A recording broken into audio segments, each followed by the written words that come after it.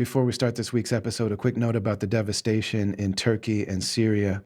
By now, I'm sure everyone has heard about the historic and catastrophic earthquakes that have rocked Syria and Turkey. And if you listen to this podcast, you know that my family and I have actually been living in Istanbul, Turkey for the past several years.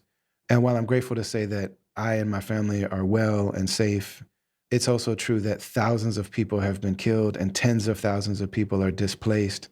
Turkey is already really struggling with a deep economic crisis. And also, this time of year is extremely cold for this part of the world in ways that they're not necessarily set up to handle. From day one of the Travelers podcast, we've been sponsored by Zakat Foundation. And Zakat Foundation has a huge presence and office in Turkey on the ground. The president of the organization is actually from Turkey. And if you're looking for ways to donate and contribute, we'll say more about this later, but go right now to Zakat, ZAKAT.org. Give as much as you can and know that you're donating to an organization that is very active and very present and very trustworthy. Along with thoughts and prayers and concern and care, any resources that you donate go a long way. Let's get to this episode of the Travelers Podcast.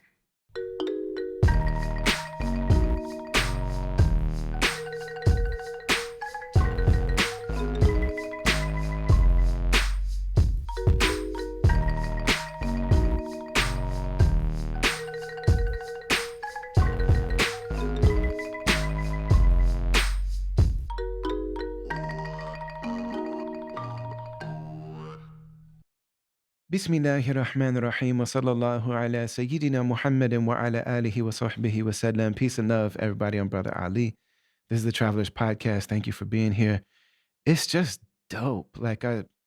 I'm just so grateful that I get to do this, that you're here and that you listen.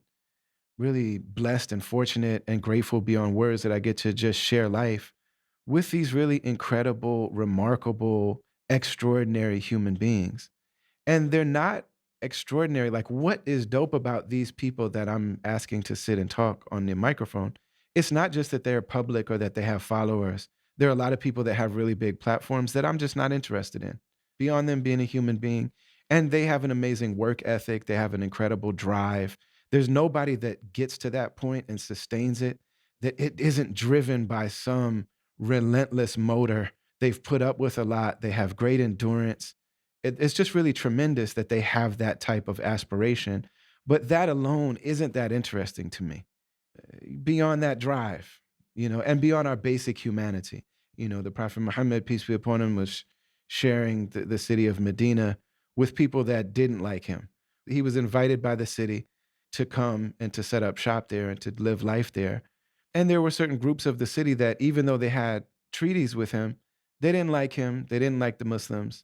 It wasn't the majority of people there, but there were people there like that. And one of them passed away and the funeral procession was passing by. And the Prophet Muhammad, peace be upon him, knowing that this is a person who was begrudgingly tolerating him and his life's mission, stood up amongst his companions. And one of them said, "Oh no, that's not one of the Muslims, like that's somebody else." And he said, "No, it's a human, it's a soul. Like that's a human being. Like I'm standing for the fact that this is a human being." And one of the people in Mecca that was actually a relative of his opposed him and hated him and, mocked him when his beloved son passed away.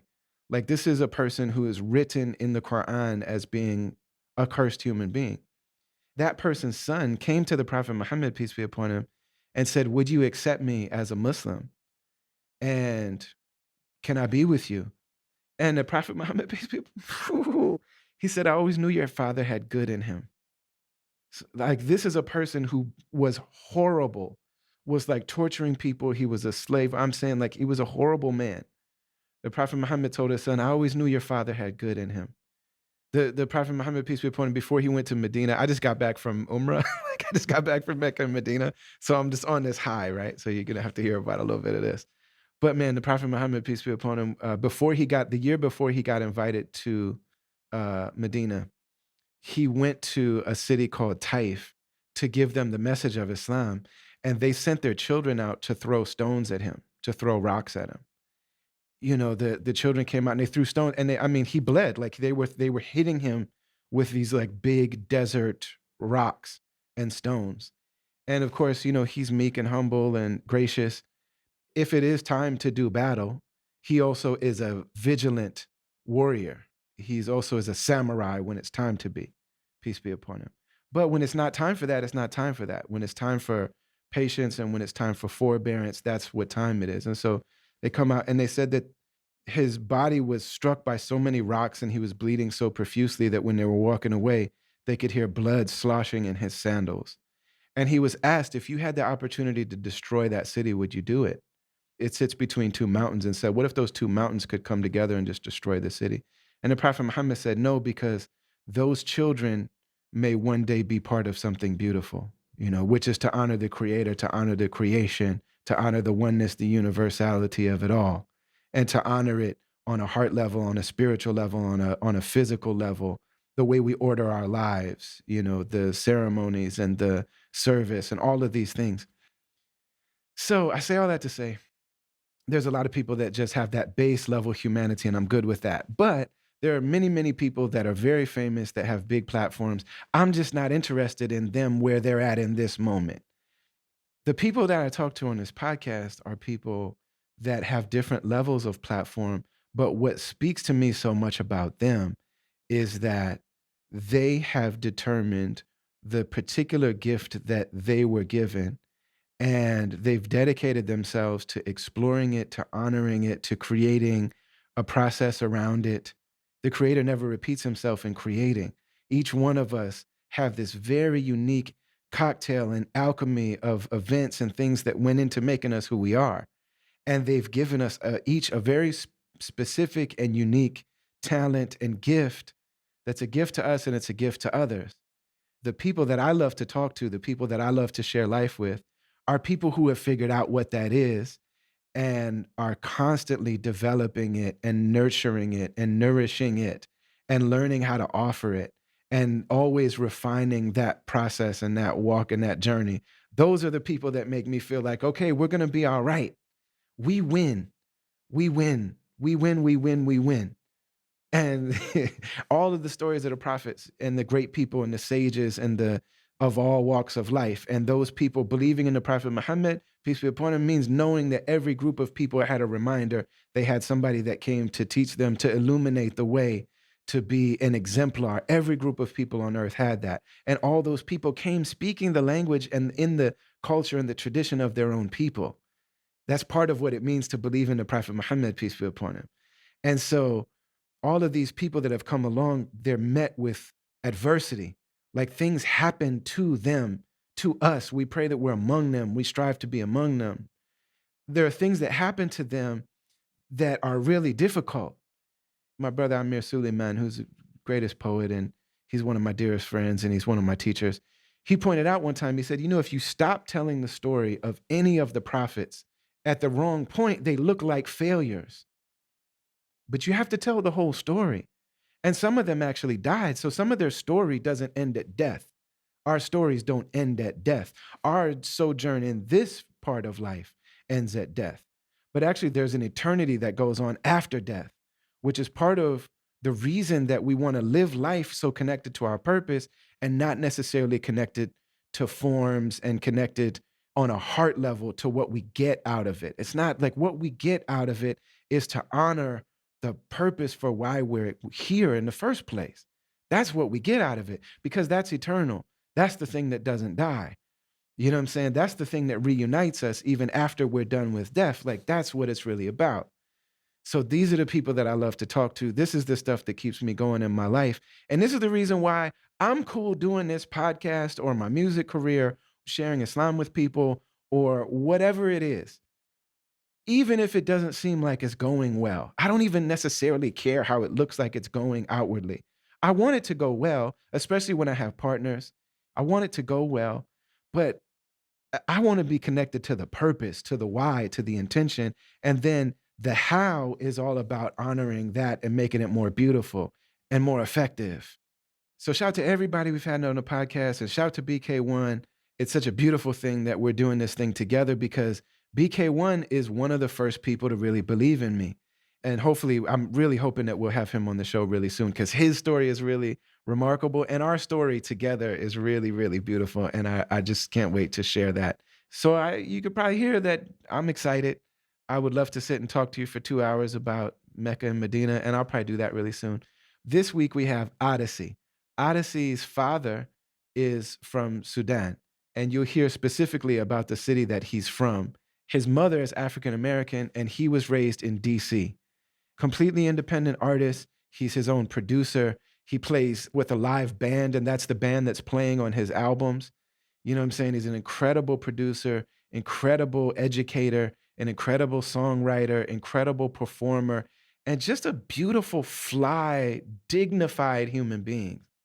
Sudanese people are very dignified, royal, gallant, refined people. Their manners are excellent. Their language is excellent. Their music is excellent. Their poetry is excellent. Their food is excellent. And then his mother's family, being African American people that came directly to the DMV area. And these are the people that, from the beginning of this project that they call America, have been teaching us all how to live, how to survive, how to maintain, and how to do it with, the full range of human experience. And so, really, really grateful to have our brother Odyssey here with us. We're brought to you, as always, by the Zakat Foundation and by BetterHelp online therapy platform. Enjoy this episode of the Travelers Podcast with my man Odyssey.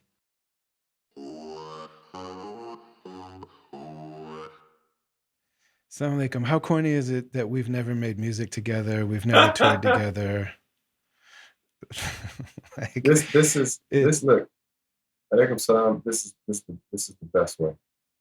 You see, we talking first, right? Yeah. Yeah, man.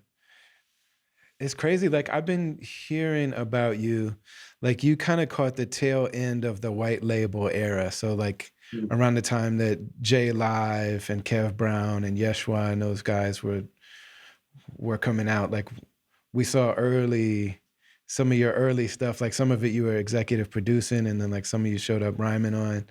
Yeah. And so that's when I first heard about you.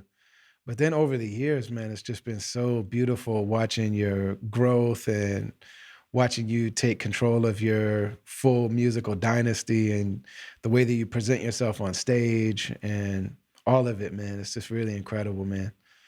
Man, I appreciate that. You already know you're a legend, so I appreciate it. Seriously. I didn't even know you had been following my career, seriously. Oh man, I think I have. I definitely, so there was a period where you, like in the early phase where you had a lot of joints. Yeah. But I had several of those, and then ever since it's been like more, I would say like focused like album projects. I have all of those joints. So some of them are at my space in Minneapolis. Yeah. Yeah, man. And like, man, all of that. So I want to get into all of it if we can. But firstly, there are people that are, especially people that are connected to their lineage and their legacy and their heritage. There are certain people that are just like bred to be master warriors, revolutionaries. Some people are like bred to be musicians.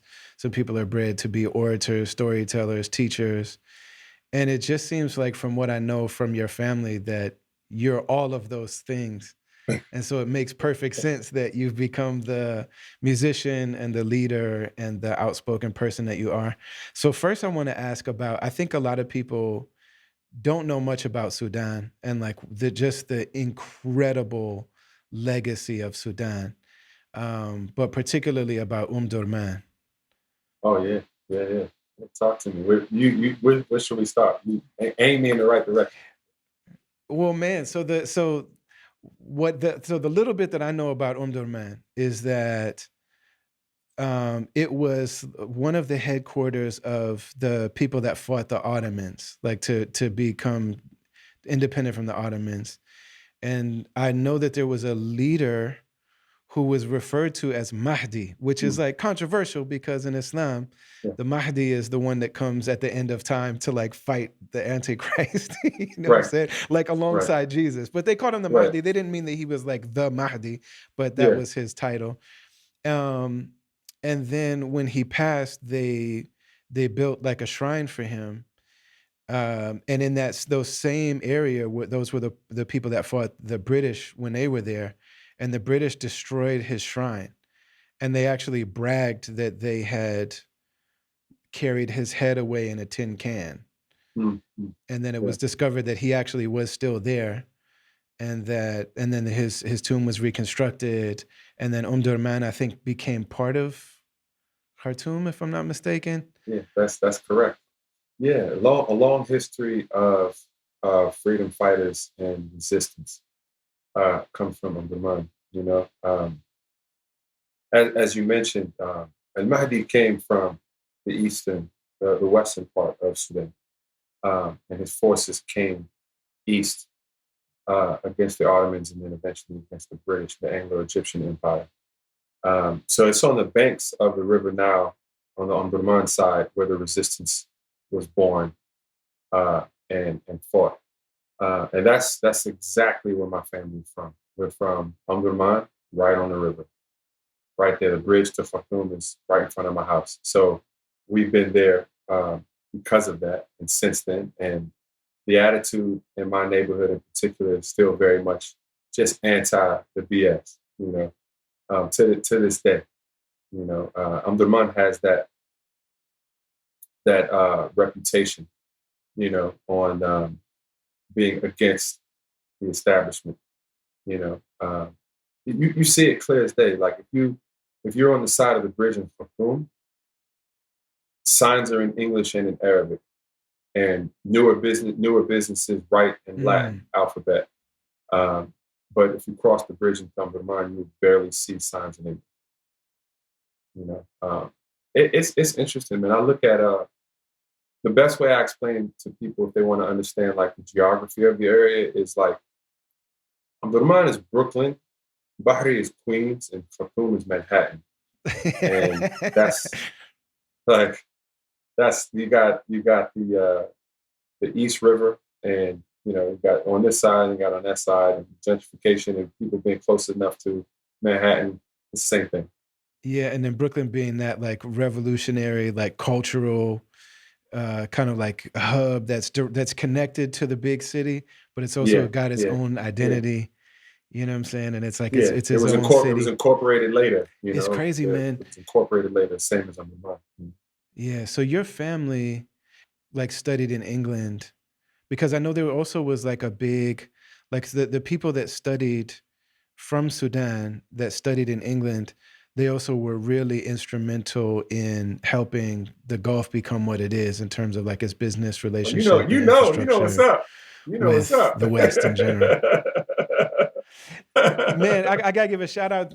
One of my dear friends, Dr. Muhammad Ali, is a Sudanese doctor who's one of my dear friends. He's a hip hop head. He's the godfather Okay, of one of black. my Yeah, daughters. You know what I'm saying? So yeah, I've learned a yeah. little Well, bit about that is Sudan. absolutely true. So I think we got independence in '56 from England. My father was born in '54, so he was Hmm. still in a colony of England when he was born. Uh, but even though the colony had ended and the occupation had ended, the mentality was inherited from his parents' generation. So, the British pound, England, I think to this day, GCSEs are still the standard for grade level, you know. So my Mm. grandfather was a Khalifa, uh, and my grandmother was his last wife, to put in perspective, my grandfather died of old age when my father was 14. So we don't know when he was born and how old he was. To be honest with you, but my grandmother was his last wife, um, and my grandfather was a mixed ancestry, the Turkish and Sudanese ancestry. Um, yeah, yeah, Wow, yeah. I I didn't mean, know the Turks that. were all through there. Many of them were they were Yeah, it conscripted in makes the army sense. and sent down the Nile. Some of them stayed, some of them assimilated into the culture, some didn't. So you'll hear a lot of those stories of Turkish ancestry throughout Sudan. It's a very mixed ethnicity of the country. You know, you can find someone that looks like everyone around the world. Um, but yeah, my father was sent to England Mm. along with some of his brothers and some of his first cousins. My grandfather's brother's kids also went, and they find oil in the Middle East. And by this time, the Bedouin tribesmen, you know, they find this rich natural resource underneath their feet, and they're looking for someone to help them facilitate relationships with the West. And who was the perfect candidate were the Sudanese, who spoke English fluently as well as Arabic. Were Muslim, were highly educated. So we were brought in by droves to the Gulf Mhm. to help facilitate that transition to just working with the West.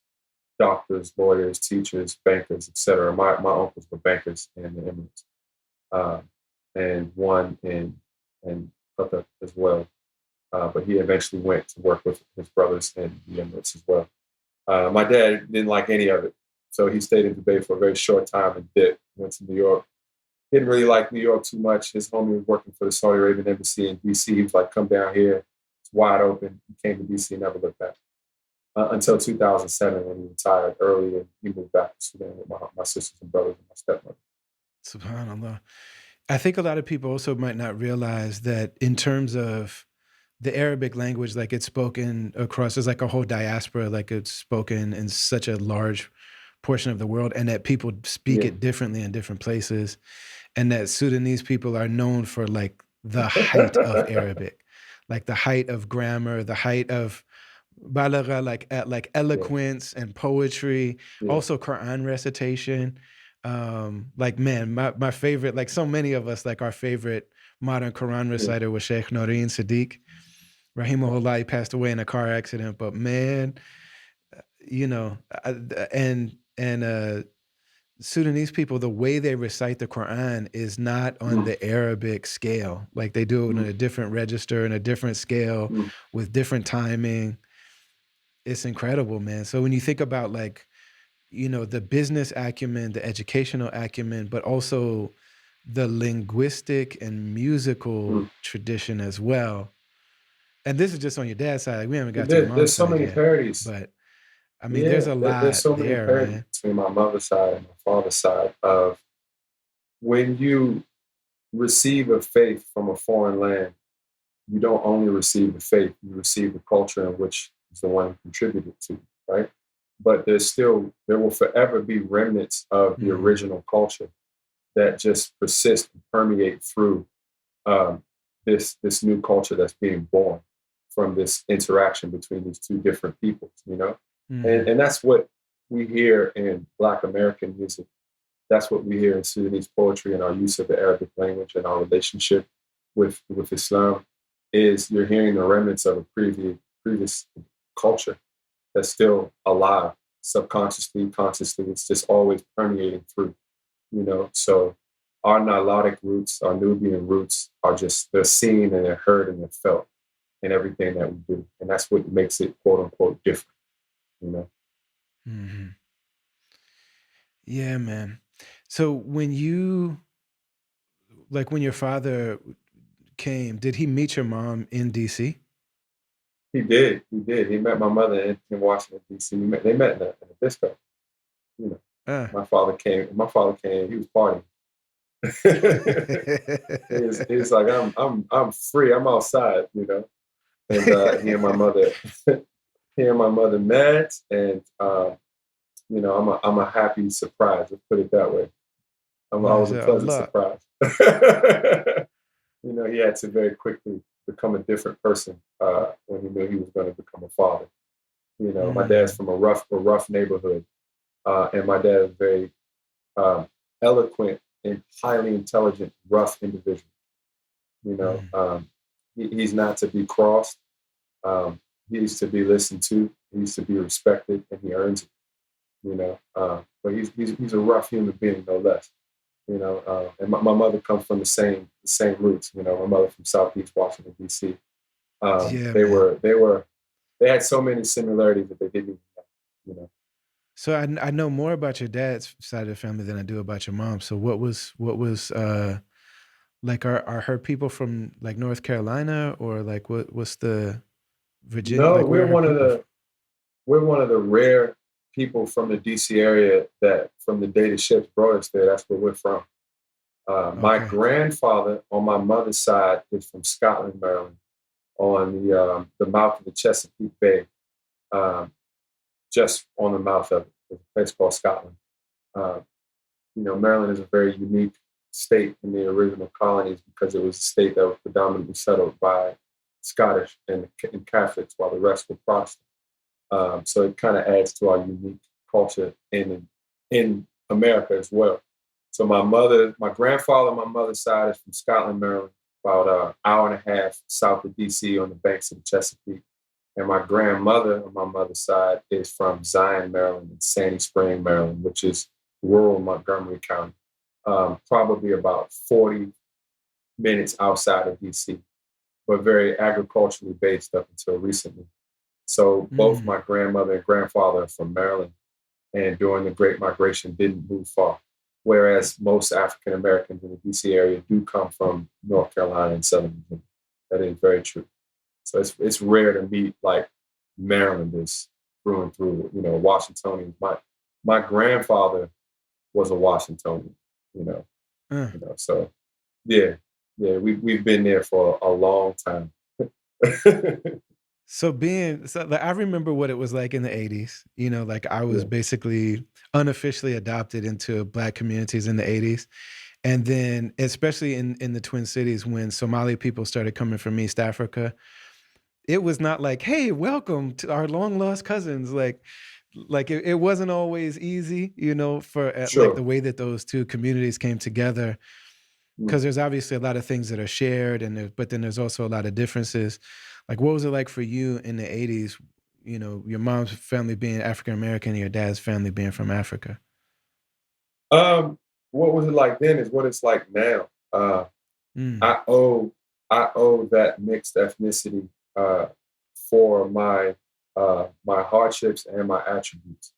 I mm, grew up having to have a high level of sympathy and objectivity for different people because I was born from difference. And I grew up having to constantly explain one side to the other because everybody had mhm. tons of stereotypes, You're preconceived like the notions, ambassador of and the family. You're yeah, like just the just embassy. like I didn't ask for it, but this is what I got to do. So Mm, I'm going back to Sudan in the summer, and they have all these ideas about what America is, what Black America is, and I have to correct a lot of sentiment. Vice versa. I'm in DC, I'm in Maryland, and I have to correct a lot of ideas of what people think of foreigners, Africans, Muslims, Arabs. I have to just constantly explain, you know, um, to either side about either side. And that was just my whole life growing up, offering an explanation, an in depth explanation for why people think what they do.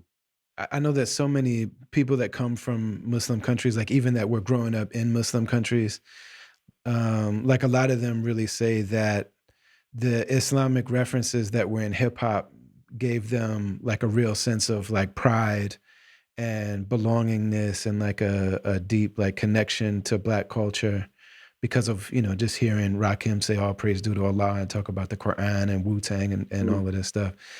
yeah. What was your relationship with Islam, with your Muslim identity, and like how that was showing up in DC? Because the Islam that they're talking about in hip hop music and culture is usually 5% or Nation of Yeah. Islam, but it's Yeah. very different than the way that Islam is practiced in any Muslim country, really anywhere in the world, Sure. but particularly in Sudan. Sure. Um, my relationship was it's an interesting one because we have such a large community of Sudanese people in the DC area uh, Mm, that, other than my father, most of them are very insular and live amongst themselves in communities and do their best to not interact with anybody else.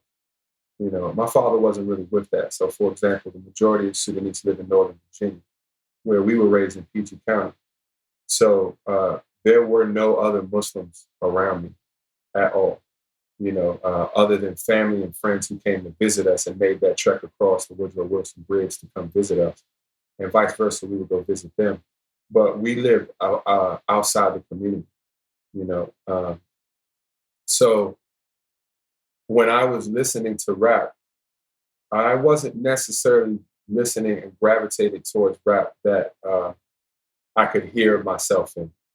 I was Mm. gravitating towards the musicality first, and so I was listening to everything, and it was later. It was honestly later that I found out that a lot of my favorite rappers just happened to be Muslim or of an Islamic mindset. It was like, oh wow, you too. Oh wow, that's crazy. Wow, I like you even more.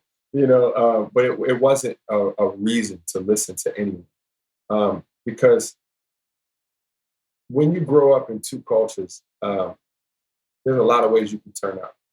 But the way I dealt with it was having this ability to code switch, and I used to call it the light switch. When I was around my Mm. Sudanese family, I was very Sudanese. When I was around my Black American family, I was very Black.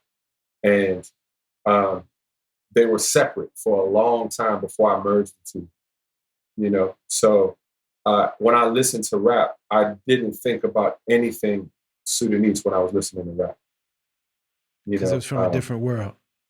it's from a different world, and I had a side of me that was from that world, that was from its inception.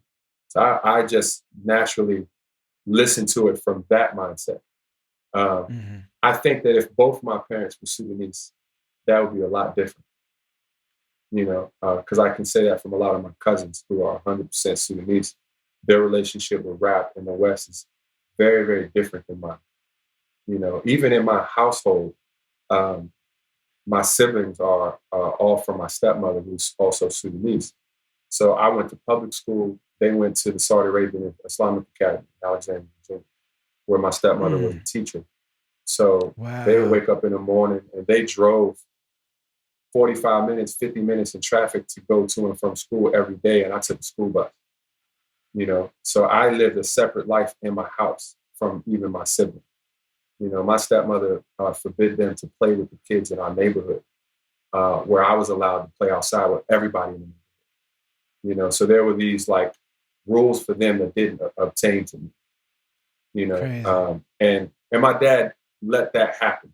You know, Mm. So I grew up very different from my siblings. My siblings are way more Sudanese um, in practice than I say I am. But ironically, because half of my family is from the diaspora of slavery, I care more about the past and the history of Sudan than most of my family does. It's a given to them, so they're preoccupied with the present and the future. Whereas Okay. Yeah. I, Yeah. Yeah. you know, where for me it's like, yo, there's a whole side of me I have no idea where we come from. I'm fascinated by this side that I can trace my people back thousands of years.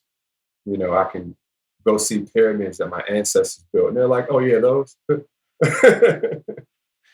So Yeah, that was tight. Yeah, we did that. That's right. yeah. So, but both sides. What I noticed when you're born in a culture, you very much take that culture for granted, and I Hmm. didn't have the privilege to take either side of my culture for granted. I cherished them and appreciated them because I had the ability to participate, but view them as an outsider as well. Yeah. Did you have that thing where like your Sudanese family are like, oh, Amir's black, and then your black family is like, oh, Amir's African? 100%, Uh, 100%, I think that's hundred pretty percent. common. Super common. I'm like, y'all both black. You know that, right? you're just different. You're just different. You're just different kinds. You got a lot more. You have a lot more in common than you think. But yeah, yeah, it was definitely that. I wasn't Black American enough to my Black American side. I wasn't Sudanese enough to my Sudanese side, for sure. That was definitely life. But it didn't negatively affect me. I didn't have a chip on my shoulder or any issues from it. I actually appreciated it. You don't strike me as a person who has many chips on your shoulders. Like most of the underground independent, first of all, most of the artists that I know are very like publicly flawed, Yeah, hurt, broken. yeah, yeah, You know what I'm saying? And like they're, and it's not that your music isn't vulnerable because Mm. I do feel like through your music, like I have a very good idea of I do feel like there's definitely a window into you and your thought process and your heart and the way that you feel about things. Like I do feel like an intimacy there, but I'm so used to most of my artist friends and especially underground independent hip hop artist friends being like very publicly broken. Sure. You know what I'm saying? And it's like that in the comedy world too. But then you come Yeah. along every now and then, like a Hassan Minhaj or Jerry Seinfeld or something like that, where it's like this person is the exception that proves the rule. That like artistry doesn't come from being messed up. It's just if you are Sure. broken, it's one of the ways that you can explore, express, and maybe even heal from some of that. But you don't Yeah. have to be that. And No, no, you you're don't. one of the very few artists that I'm like, I think this is just a very healthy, sane, well-adjusted man. You know what I'm saying? Look, And it's rare. if It's rare, if brother. I if I look that way, I'm doing a good job because I'm not. But it's, bro, I'm lucky. I Right. will not I will not romanticize my past and give myself credit for how it turned out. I'm lucky. Mm. I'm lucky that I am not crazy. And this is a topic of discussion amongst my close friends all the time because I actually most of my good friends are exceptions. You know, Mhm. I guess that's what kind of forged our relationships is we're exceptions. Statistically, I'm Mhm. not supposed to be okay. You know, Mhm. my mother grew up in extreme poverty. She's the oldest of 11. Uh, she had a failed marriage before my father and two children that came from that first marriage, and one passed away before I was born. Mm. My mother has dealt with depression and alcohol abuse my entire life, Mm. which is why I was raised by my father Monday through Friday, and I only saw my mom on weekends. You know, my father comes from a culture that um, made sure the bare necessities were met, but he wasn't nurtured with love. You know, and inherited a lot of views on how men are supposed to raise children and what a man's place is in the world. Um, so, in a metaphor, there was never a parent in any of my games or recitals, right? And that can damage a lot of people. But I always uh, had a level of empathy for them because at a very young age, I realized my parents were human beings. They stopped being Mm. superheroes at a young age, right? And it's trauma that triggers memories a lot. So I remember everything from 3 years old on because it was so traumatic, you know. And it's those things that if I didn't have empathy and I took things personally, Mhm. I'd be a much more damaged individual today from the things that I experienced and the things that I went through and the things that I witnessed. Um, but it was my empathy and rationale of saying, these people are this way because of these things, not because they are Mhm. innately this way. And if you extend that to your family and your loved ones, you can't just cut that off to strangers, right? Right. And that became one of the most beneficial things to my career was the ability to be objective, observe things, uh, and Yes. and formulate reasons for why things are the way they are. So in short, I lived a life that forced me to focus on the causes of everything and not the effects. The effects were a privilege that everybody else around me had the privilege to just feel and be angry Mhm. about and be upset. But all I could see was the causes of it all. Right. So I Mhm. never got caught in the effects. But had I been caught in the effects like most human beings are, I'd be completely messed up right now from what I've been through. One of the things about being a kid is like, well, like you said, like when you realize that your parents aren't superheroes, it's a sad day for some people. Yeah. But on the other side, there's something really beautiful about the moment when you realize like they weren't doing this to me. Like this is just the way that they are in the world. This is just who they are.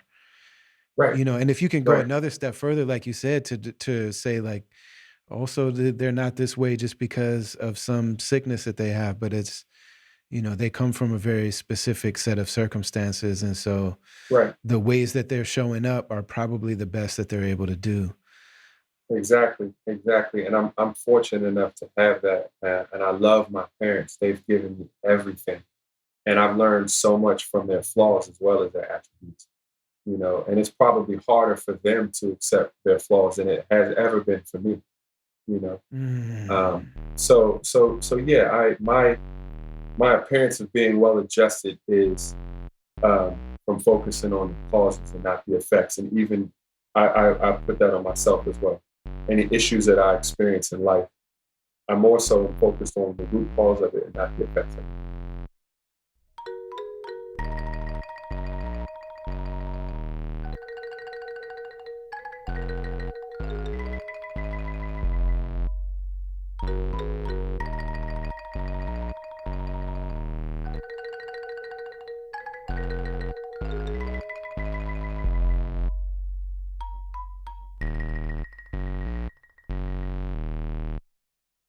I mentioned at the top of the podcast that Syria and Turkey have been devastated by this series of historically catastrophic earthquakes. And if you listen to the podcast, you know that my family and I have been living in Istanbul for the past couple years. My inboxes and my texts and my apps that I use to communicate with people and my DMs and my email, everything has just been full of messages of people reaching out, making sure we're okay, asking if we need anything. And alhamdulillah, I mean, physically and directly, the earthquakes didn't touch Istanbul. Some people said they felt tremors and things. We personally didn't feel them. But just living in this country, I mean, first of all, there's already a big economic crisis that this country has been undergoing for the past several years. On top of that, the weather is extremely cold for this region of the world, and they're just not set up for it.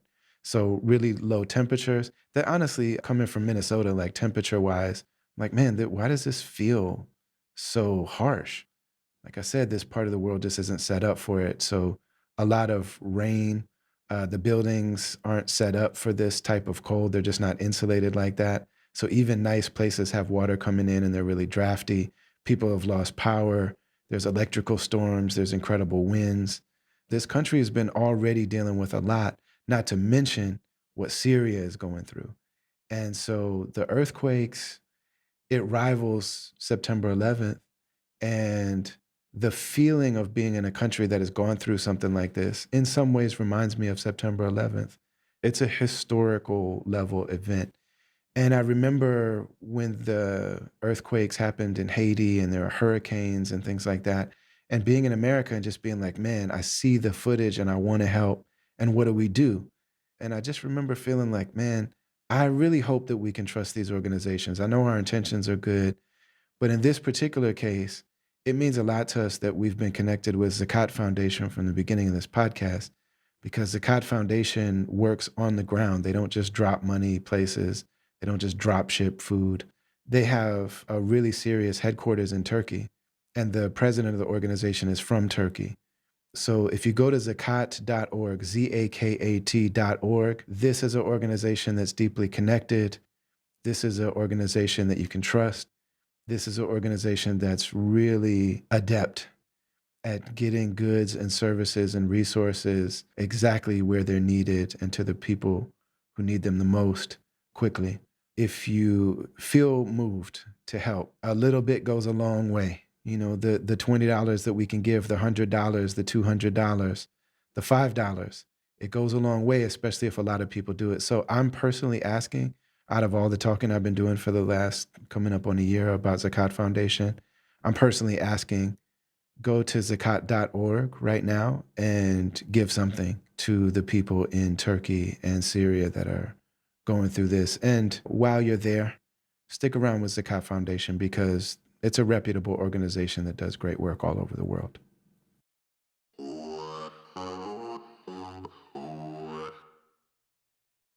We talk about like, the challenge, the burden, the university that it was to try to merge the two cultures together.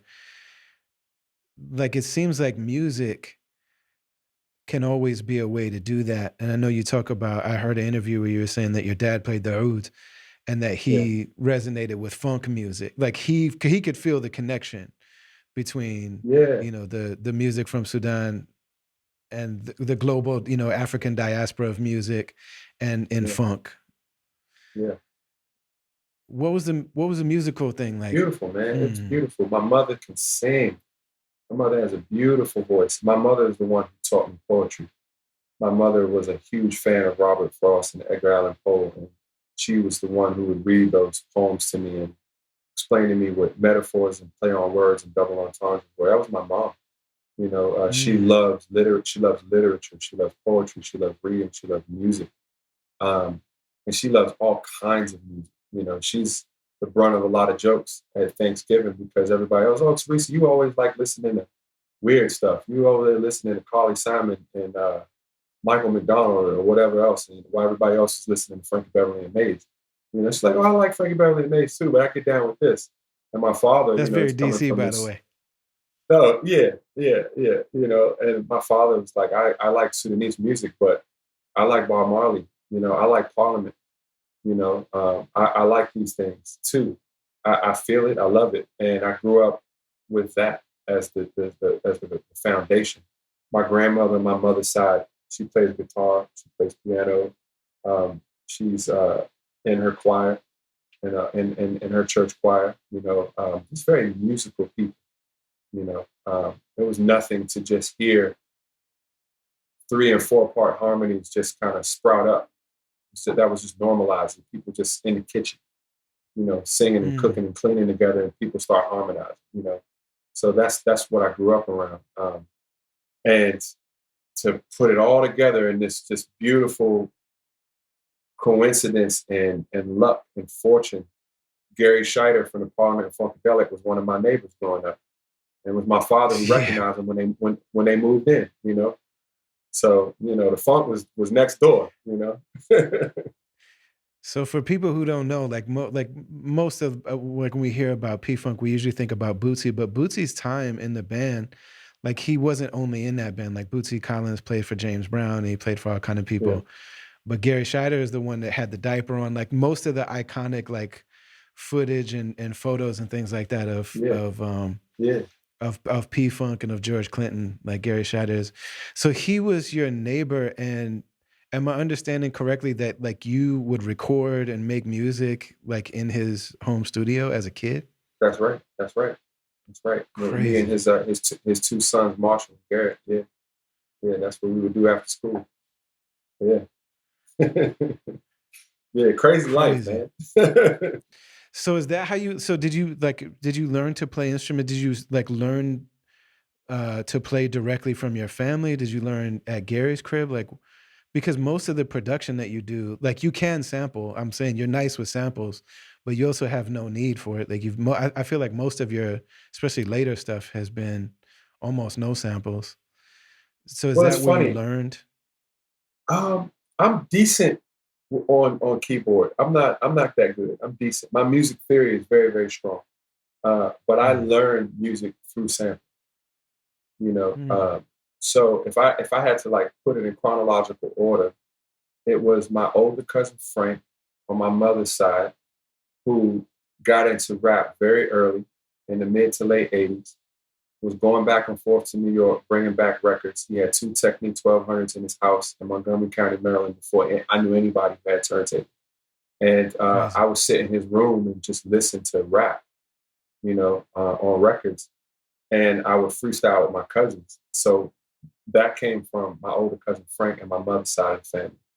Um, and we would, play around on karaoke machines and Casio keyboards and make up little beats during holidays and rap over them and record them on cassette tapes and stuff. So that was all my mother's side of the family.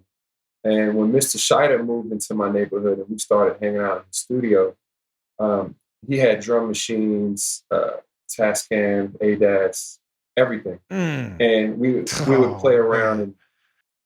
and just make light melodies, program drums, and just rap over them. But it was in high school where I met my brother Sean Bourne. He was a year older than me. He heard me freestyling at the lunch table. Like, oh, you nice. You should come through my studio and work on some tracks. And I go to his house. We go in the basement, and records everywhere. And I'm like, where's your drum machine? Where's your keyboards? I thought you made beats. I didn't even know that rap was made. I didn't know it was Right. made from sampling. He's like, I sample. I was Mm. like, what's that? And he's like, you know this song, know this song, play this song. Like, came from this record, came from this record. And I was like, oh my God, you mean this is how you can make music? I was like, you got to show me how to do this. And he taught me how to sample and how to program and make beats. And I took that back to Mr. Scheider's basement, and we all started sampling and playing instrumentation over sample-based production. And that's been my method ever since. And even now, like every song you hear from me starts off as sample. That Mm. I tend to sample for sound. I no longer sample for melody. And then I'll kind of construct my own melodies around it. And then I'll do MIDI programming, and I'll have my band come in and replay everything. So Oh, it's okay. always still rooted in me sampling. Sure. So by the time it makes it to a record, it feels like the samples are gone except for the drum sounds, maybe. Yeah, so, sometimes But what that's our about what secrets. about the who did you produce the Rock Creek Park record? I did. I did. Yeah, Because that one, that's ill, man. And that feels yeah, like thank you. very like sample based. Like I even think I recognize a lot of them. Yeah, Like yeah, it felt like that one was just really, it felt to me like, like just so you know, I could do whatever I want. Like if you know what I mean, I well, can I can I can get in these crates too, and yeah, I'm right yeah. there with Sampling just got anybody. harder, man. It just got harder to Hmm. sample. So I started removing more and more of it just as time went by because it just got harder to sample. My profile kept increasing, and then with that comes, people watching for samples. So I just started falling back Man, from man, that Who Sampled website got so many of my it. friend, like so many of our people, like it's crazy because it's dope when you can. I've even discovered some of my own samples there that, like, Ant or somebody makes. I should show up and Yeah, it's a beat, and I never even knew where it came from. And then I see things pop up on there. I'm like, oh, that's where that's from. All right, I'll go flip right, it and right, use it for a right. live version or something.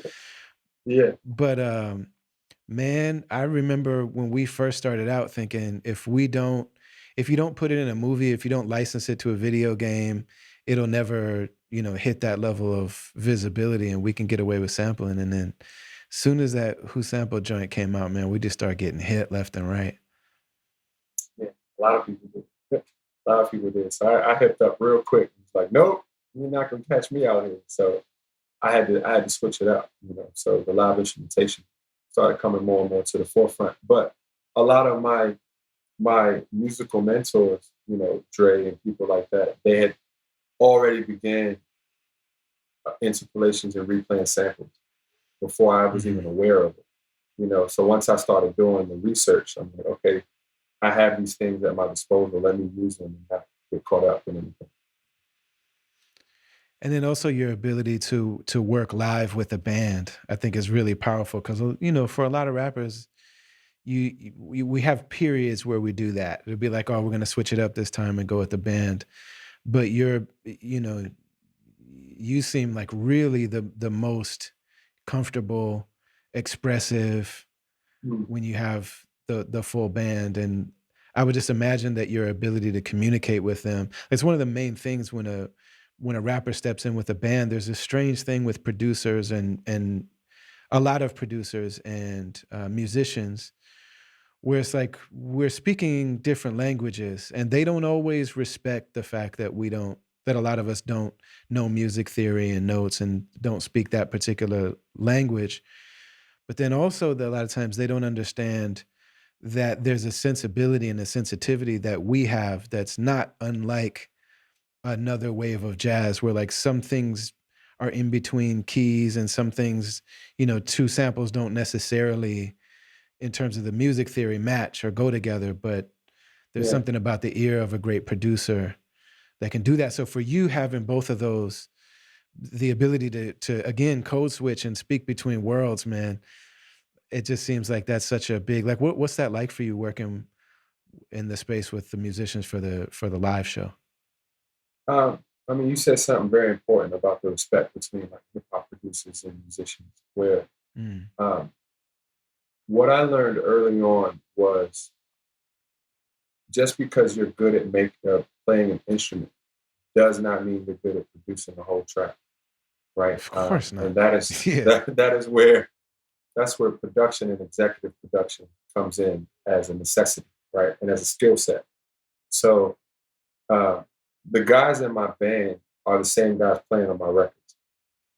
So very early on, I noticed, they're all high level musicians. They come from jazz, they come from gospel, and I could see in rehearsals and on tour, especially in the van when we're riding around in between the shows, we're working on my records to play them live.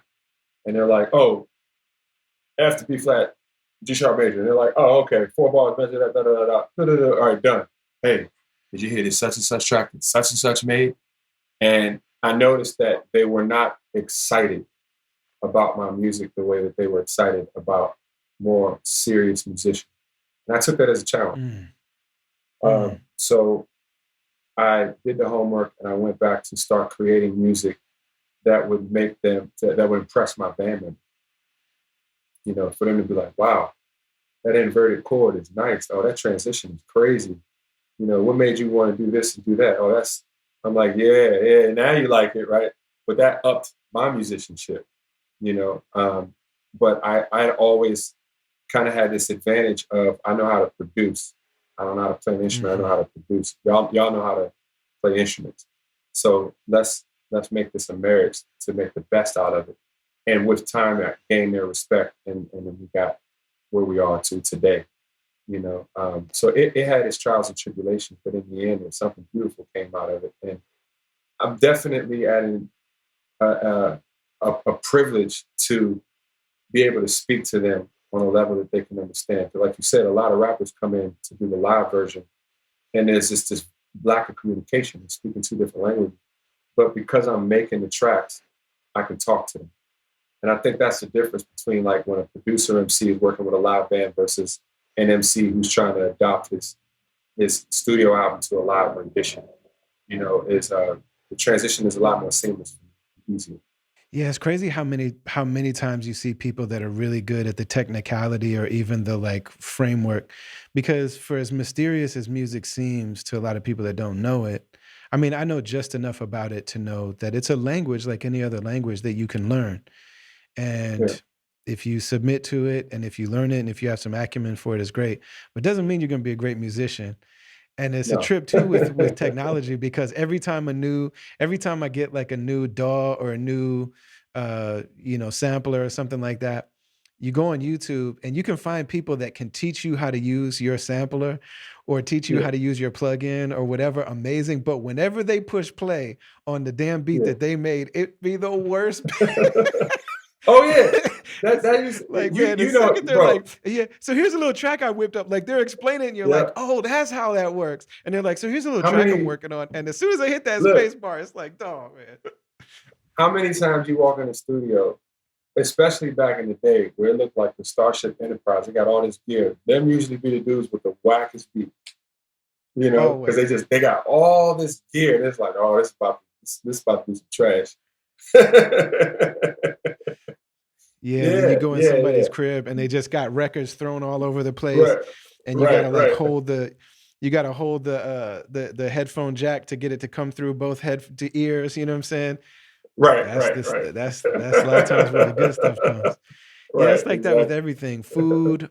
Yeah. Anytime somebody teach you how to cook something, it's like, man, that version of it doesn't look pretty very good, but I think I can probably get it there. Right, right, right. Yeah. I know I heard you talk one time about the fact that just what native tongue meant to you specifically. And everything that you're saying just makes so much sense. Like with Mm. musically, the worlds that they were bringing together, and then also just, their emphasis on culture and the way that they were able to, blend all these different references and histories and things like that. And then I heard an interview that you did years ago where you said that Biz Markie and Dave from De La had both moved to your area. And now Yeah, both of yeah, those guys are gone. And those are yeah, yeah, really yeah, yeah. powerful, important people that there's just nobody that can replace them. Like, yeah. hip hop isn't hip hop without those guys. So were you able to interact with them? Did you know them? And what I was that? didn't. I Mm. didn't. I didn't. I appreciated them moving to my area and being a part of our culture. You know, that is something that I value dearly. I I have more relationship with Poss.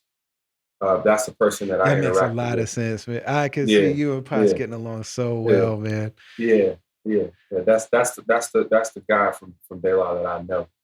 You know, but Biz, Yeah, man. I mean, I moved to New York in 2010. You know, Okay. so I never met Biz. You know, but a lot of my friends did. A lot of my friends, you know, were around. A lot of people I know were around. But as a student of their music, you know, they've forever left an impression on me. Yeah, it's amazing that to be in this particular phase where, just starting to lose some of the most important iconic people, you Yeah, know.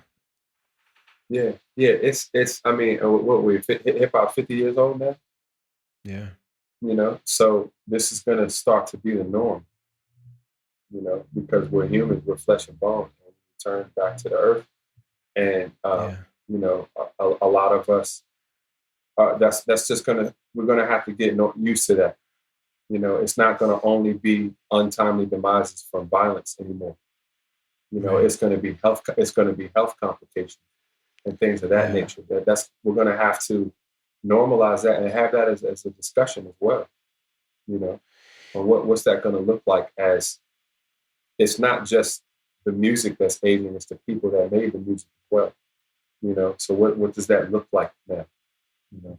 You know, Something that so for me when I was a kid, my family is white. I was born in Madison, Wisconsin. That's where I was a little kid. And I mean, you tour now, so you know that that's like Leave It to Beaver white. That's like one of the whitest places. It's exhaustingly white. And having albinism, like being albino, so that's where my parents grew up. Being yeah, albino, black people were always like, "Oh, albinos are black. You're part of us." And so I was like, "Okay, that sounds good." And so, yeah, that led to all sorts of identity things for me. And like my identity was really shaped and formed by that from the time I was really little. And so then I was going between two worlds in my own way, where all of my friends and I'm at their homes and I'm listening to their grandparents and their aunties and their, the way that they're being raised and nurtured and all this other kind of stuff. And then going back to my family, and I'm like, oh, white people have no idea who black people are. Like they yeah, only see sports and TV. And yeah, so I thought that hip hop was going to be, and to some degree it has been, but I really was like, oh, hip hop is the first time that like my friends are their full selves. Like, so finally the white world will see how funny my friends are, how smart they are, yeah, how just how dynamic, and one of the things that no matter, that I think gets ignored so much or just not really spoken about is just this fact that black men, even somebody like Dave from De La Soul, who maybe might carry a little weight, but I mean, we never saw him as like living this sex, drugs, and rock and roll wild out lifestyle. Like every yeah, time you see him or hear from him, he's clear, he's yeah, well, he seems, he's not wilding. And yeah, so to just, it's one of the points now that I think that people start to see is just that like America kills black people in so many different ways. And one yeah, of them is just and like you said, like not untimely demises that aren't only from gun violence or police sure, brutality or something like that, but it's sure, just, man, yeah, bad, food deserts and yeah, stress, just a lifetime of stress. And like, it's one of the things that I really hope is discussed and understood. And, you know, yeah. I mean, it's yeah. America has an interesting relationship between like causation and correlation, right? And Hmm. um, America is not good to its poor, and it just so happens that many of its poor are minorities. right? Um, but if you removed all the minorities out of the United States, you just Thanos them and we all just disappeared, the same problems would still be here. And they actually might get addressed if they weren't able to just be swept under the rug as something that only affects minorities. You know, Yeah. you might actually see some change if it wasn't just this thing like, oh, that happens to them. This is something that happens Mhm. to poor people. Why are the reasons why so many minorities are poor? That has its own set of reasons. But fast forward, this is what we have today. And what we have today is um, people are forgotten about and taunted in poverty, right? And all the Mhm. things that come with poverty, because anywhere you go around the world, poor people have the same problem, you know, and it's usually evolving around health, mental and physical, right? Because there's this correlation between mental and physical health and wealth, right? So it looks like a black problem here, but it's not just a black problem. It affects us disproportionately, you know.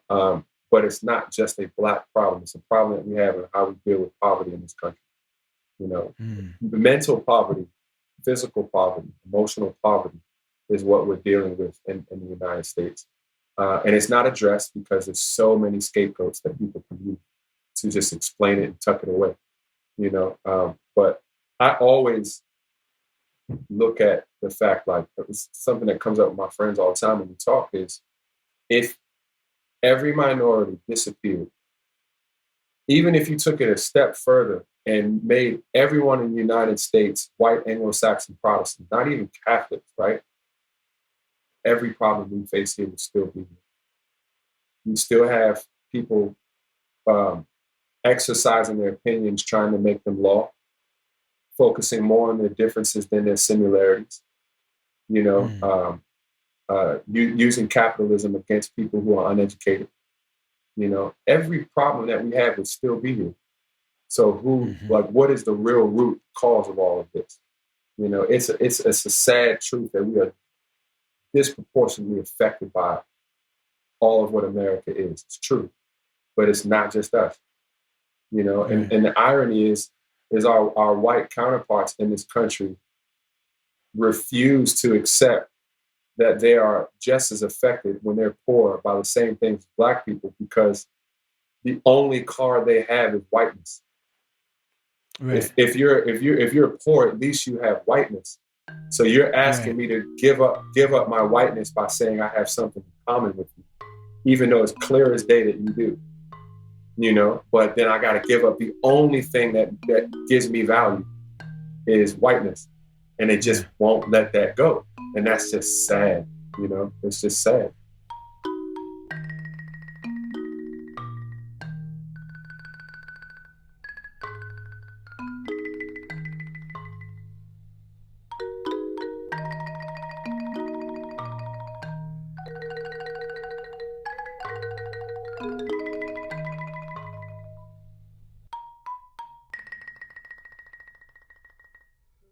The Travelers Podcast is sponsored this week by BetterHelp online therapy platform. And when you use our link to sign up with them, which is betterhelp.com/travelers, you're going to get a discount on your first month of therapy. We're going to get a commission to help the work that we do here on the podcast. It really is a win-win for everybody. I'm a musician and I cannot stand to watch movies about music being made because it's just like, man, that's not how it works. And I want people to know how it works. My wife is a therapist and she can't stand to watch therapy in TV and movies because she's like, that's not how it happens. On TV and in movies, you see a person lay down on a couch, they cry to a stranger, and that person tells them all the secrets of their life and unlocks everything for them and tells them what to do and maybe gives them pills and things like that. There are a lot of approaches to therapy and there are a lot of ways that it's done. I don't think any of them are that. What therapy does look like in most cases is we start talking to people about the issues that are bringing us to therapy in the moment. So, addictions or relationship issues, or anxiety or depression, or thoughts that we're wrestling with. And firstly, they ask us questions that we couldn't have asked ourselves. And those questions are very revealing. then they listen and repeat our answers back to us in ways that offer us a lot to learn a lot about ourselves. Now, mind you, they haven't told us anything yet. But as time goes on, they start drawing connections and they just give us the opportunity to look at ourselves and our lives and the things that we're dealing with and the way that we've processed things, the way that we've stored information in ways that we haven't explored. Like, what's the idea that I have of myself based on this thing that happened? And maybe I didn't even realize that I translated it that way. And then what conclusions have I drawn about the world that may have served me in the moment, but may not be working as I go forward? So, therapy takes a lot of different forms. There are a lot of different approaches, but most great therapists are going to unlock different ways for us to see ourselves that are going to allow us to come to our own conclusions and to set our own goals. And I personally believe that we deserve access to therapy. I had a hard time accessing therapy. I heard about BetterHelp on a podcast and I gave it a shot. I've had 2 different therapists now, and I'm actively involved in weekly therapy sessions on BetterHelp. So go to betterhelp.com/travelers, betterhelp.com/travelers. Like I said, you get that discount. You start talking to them about what type of therapist you'd like to see, and then you make your own schedule with that therapist. You can start communicating with them right away. And at any time, if you feel like maybe this isn't the person for me, you change therapists, no questions asked, no extra charge. I'm recommending it. I have this partnership with them. So go to betterhelp.com/travelers and get down with this therapy journey. Thank you so much for listening. We're going to jump back in one moment, but I just want to take a second and say that I'm very grateful that you're here because the podcast and the music that we release, the limited vinyl drops and the merchandise and the learning series, the events, the concerts, all the stuff that we do is completely independent. There's no record label, there's no distributor, there's no big corporation behind it. But I'm very grateful that we're able to make a living doing exactly what we want to do. It comes from our heart and it's intended to go to your heart and nowhere else. And that's a really beautiful thing to be able to say, especially in this particular time. And I think you know that already. And I think you know this already. But my guess is that you also follow and listen to and support other artists and creatives and content people and speakers and thought leaders that are independent. And when that's the case, it's cool to follow us on social media, but it's actually not that cool to just follow us on social media. It's getting more and more corny. Increasingly, the things are changing in ways that I don't have time to get into right now. But it means that even if you follow us and even if you tell the robots and the AI and the algorithm and whatever, even if you tell them you want to see the stuff we put out, a lot of the things that we post are just not going to reach your eyes and you're not even going to know about what we're doing. The best way to connect with us is to go to brotherali.com. You'll immediately be prompted to sign our mailing list. And I don't like to sign mailing lists. I don't like giving people my email. But in this case, when you do it, I write those emails personally and I only send them out when I've got things that I really want to share with you that I think you're interested in. I don't do it a lot. I will not blow up your email. So sign that mailing list. And then go to the shopping section. We got all of our merch there, podcast merch. There's Uncle Sam Goddamn anniversary stuff. There's Brother Minister stuff. When we do our limited cassettes and vinyl and all that kind of, all of that is there. You'll be able to see all of that. And if you go to the section called Join, we've got a caravan, which is our group of subscribers and supporters. And there's different ways to interact there. You get exclusive stuff. The top tier of those subscribers, we interact with them a lot. There's a Slack channel that's open at all times, and we communicate and build community. That middle tier, that's $25 a month, you get exclusive stuff. You get parts of these episodes that aren't released to everybody. You get music and things that I want to share on a regular basis. And then even that lower level, that $5 level, everybody that subscribe, you get these episodes early and without commercials and ads. And you know that you're supporting the work that we're doing here. So if you're digging any of the stuff that we do, head to brotherali.com, connect with us directly, and know that we love you beyond words. We appreciate you beyond words.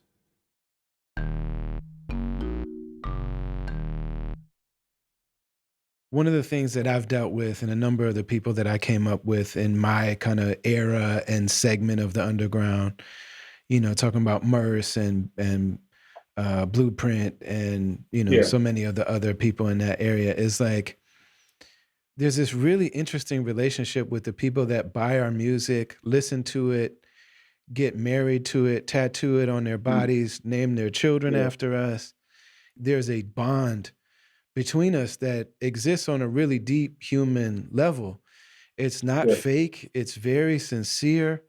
Mm. They're providing for our livelihood and supporting us and living our dreams. And they believe that we're just as good as Jay-Z or Lil Wayne or whatever. It's like this part of their identity. But Yeah. there still is also that thing that, like, if you speak your mind or talk about your experience in certain ways that upsets that kind Yeah. of, for me, it's been a racial thing. Like whenever I talk about the Sure. way, like what just is true about race and class in America and the relationship between the two. First of all, I learned very quickly who thinks I'm white and who thinks I'm black and what they think I'm Mm. supposed to do about that. You know what I mean? Where Sure. some people, half my fans think I'm black because they don't understand albinism. And so they're like, you're racist, your fans are white, you shouldn't be racist towards them. The other ones are like, you're white, why do you hate yourself? Yeah. But I just start, there's this weird kind of like card pulling wake up moment where I realized that so much togetherness is happening with this underground music, but there's still a lot of really nuance that's gonna maybe take some more time or something. And I just wonder what that's like for you, because I don't think I've seen more than one or two of your shows, and I've always really tried to look at like who's watching this guy. And Yeah. it feels like they're the coastal counterparts of my people. And they may be a little younger, but like Yeah. most of our people are like heartland, you know what I'm saying? The Midwest, the South. We get to the out west and southwest, it's very brown.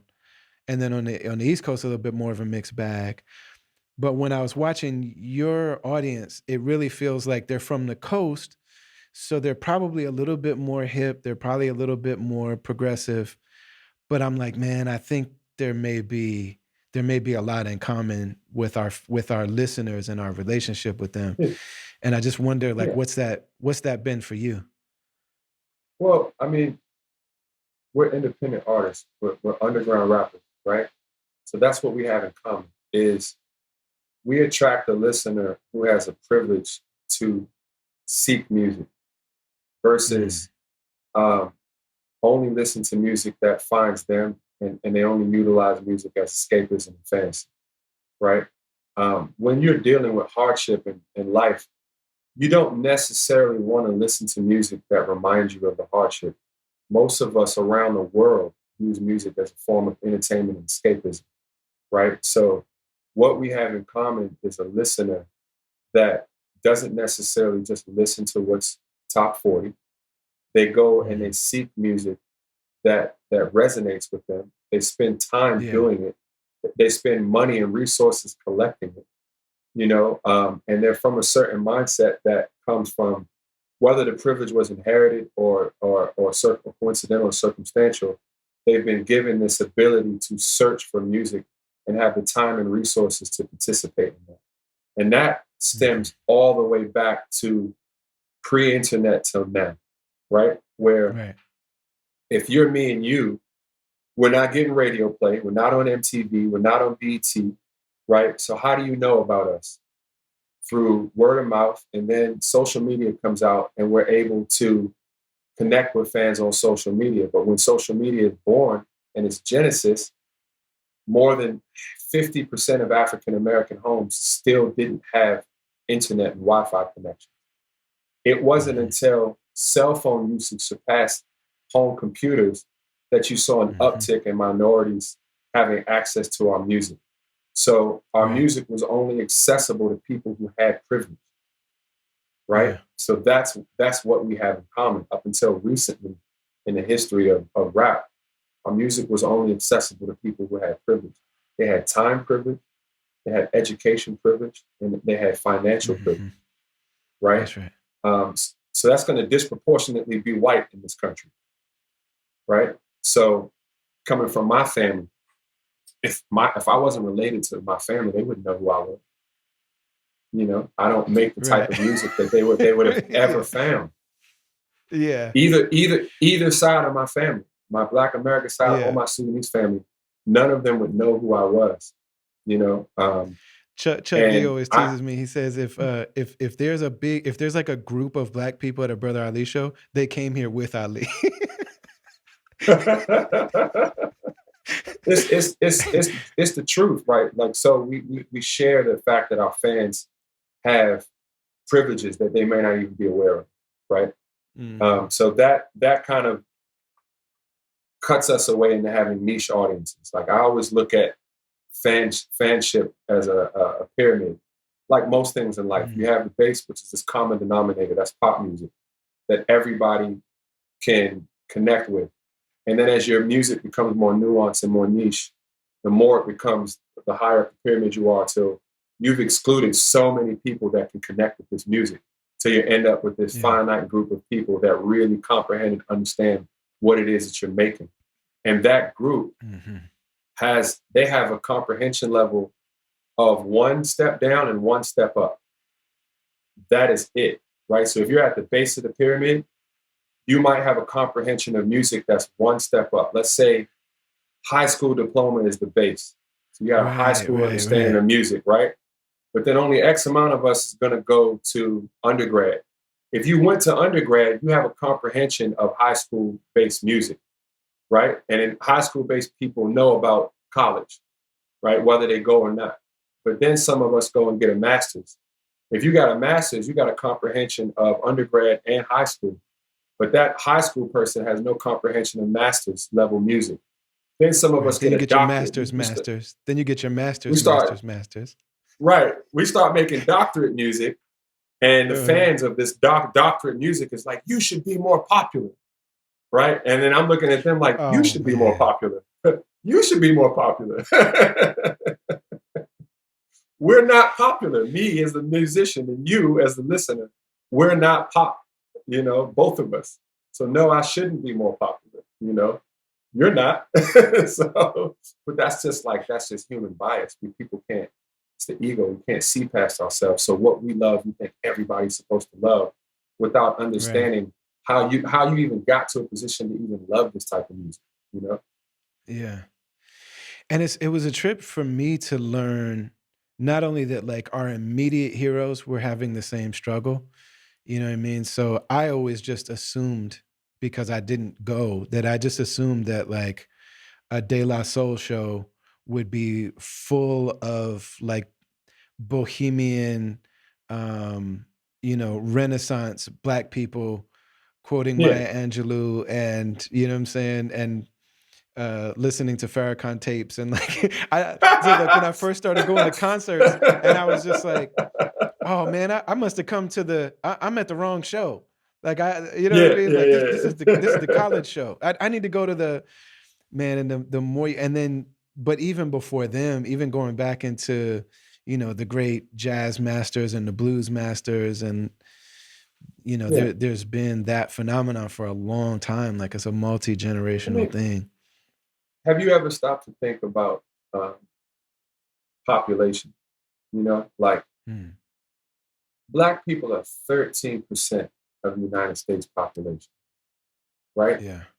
How Yeah. many cities? How many cities do we make more than 30% of the population of? Right.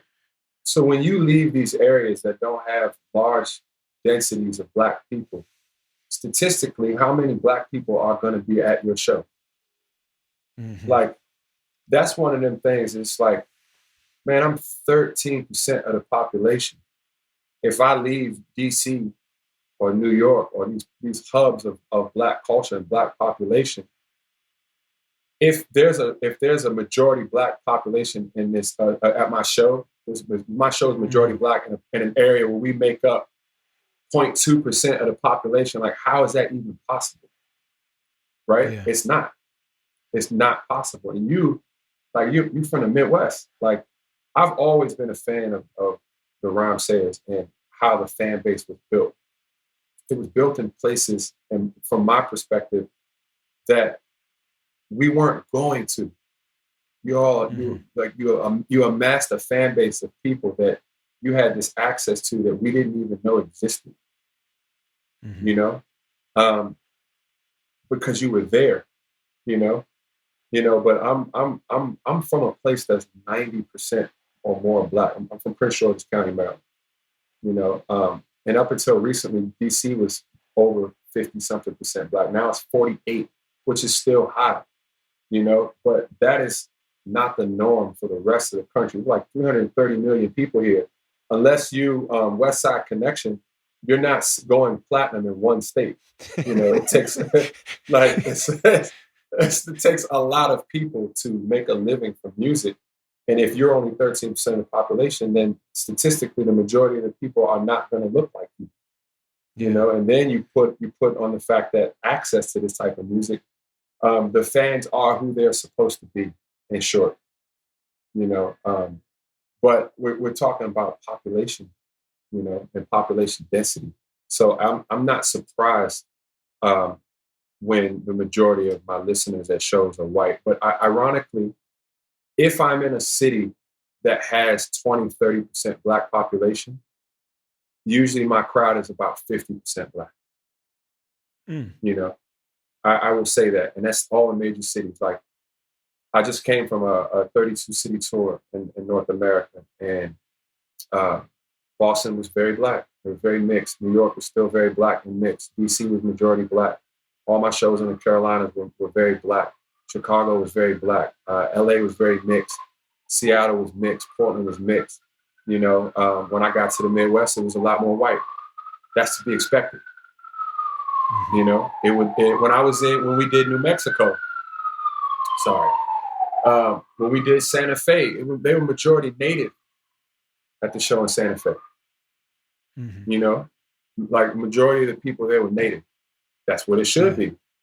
Yeah. So yeah, it's a trip, man. Like so much of that touring thing that you're talking about with building audiences where there wasn't necessarily a hip hop audience. Like I've learned that from Atmosphere, and I'm pretty sure that they learned it from the punk rock cats that were in the Midwest. You know what I mean? That Yeah, because a lot of the yeah, early places that we went, they were punk rock clubs or like indie rock clubs that had never done a hip hop show. yeah. And I really think that that's where and because, Slug in particular is so, he's such a community minded person. He's such a Mm-hmm. networking kind of person that he really soaked up so much game from people that came before in just the Minnesota music scene, even from the punk and indie rock Amazing. worlds of, That's a yeah. gift, bro. Like I'm envious. I'm envious when I look at the grind of the West Coast and the Midwest, because even though segregation ended, we were still so culturally and musically segregated in the East Coast. You were ridiculed Mhm. and chastised by your peer group if you did not listen to rap and a specific kind of rap. So Uh-huh. we never even knew it at indie grind. It was like, do a demo, find an A&R, get a deal. The concept of do it yourself was so late to us when y'all in the Midwest and the West were been on it, because y'all had this access to the punk rock scene. That even though DC has a very vibrant punk rock scene, Oh yeah. culturally was another world apart from us. That Bad Brains Fishbone crossed it, but that was the other side. Like, we had no access to understanding their hustle, their mindset, their business sense. We had no access to Mhm. even witnessing that. And we had enough people to support niche culture just based on the population. So we didn't need to use that venue, right? Right. So like a lot of other smaller cities, venues would host a myriad of different genres because there's only a couple of venues. So everybody had to use the same venue. So you would intermix a lot. Whereas if you're in cities with populations like ours, where you have enough people, where there's even enough to support niche music, there were Mhm. clubs that could make a complete living off of niche music. So those lines Yes. weren't broken for years after y'all lines were come down. And one of the main things I notice about us, and it's starting to kind of, there's like a thing where like, every artist goes through a period where you're new to people and like it feels like a very current, like now thing. And Yeah, one of the dope things about being independent is that you can really stretch that for like 10 years because you're still new to a lot of people. That like yeah, you can have a yeah, full decade where people are just discovering you, and yeah, yeah, your yeah, show yeah, can have a, hella new people. But one of the things that I always noticed is particularly during those times is cities that did have their own very strong niche thing, they didn't really have a need for us. You know what I'm saying?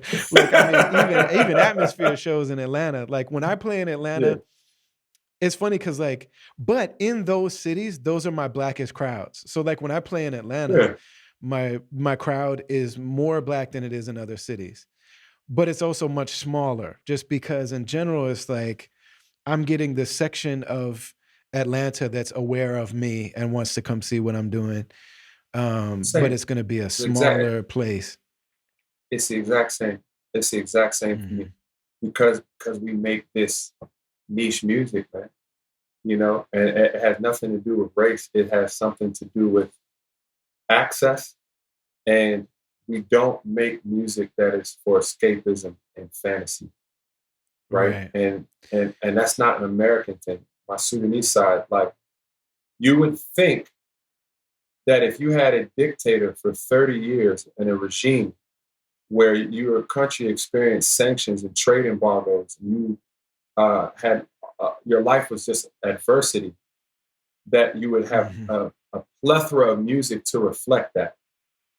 But the majority of the music up until recently was just love, Yeah. right? And that's the case for so many cultures, music, where they're going through some serious shit, and there's no Right. music to really clearly define that, right? Because they're busy going through it. Yeah. They don't want to listen to what they're going through. So we've made this music that is this social commentary on why things are the way they are and how the world could be, why the world is the way it is. And that's only going to connect with a small amount of people, you Yeah. know, and the harder the adversity, the smaller the crowd, So it's the same for me. If I'm in Atlanta, it's a small crowd, you know. It's a small crowd until I get to major city, you know. Not saying Atlanta's not a major Yeah. city, but population wise, the amount of people there, like it's the same. It's the same, it reflects that. So I think this is just a reoccurring theme of um, privilege and access.